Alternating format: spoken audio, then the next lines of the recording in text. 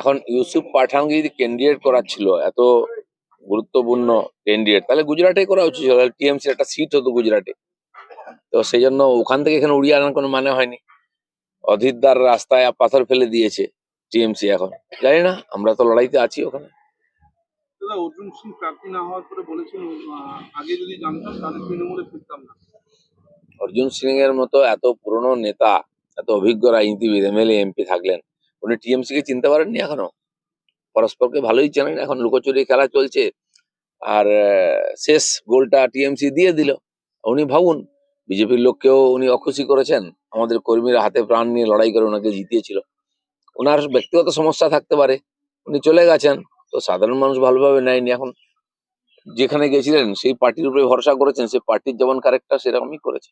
অর্জুন সিং বিজেপিতে ফিরতে চাইলে আবার নেওয়া হবে। সেটা তো আমি বলতে পারবো না, উনি ফিরবেন কিনা, পার্টি নেবে কিনা।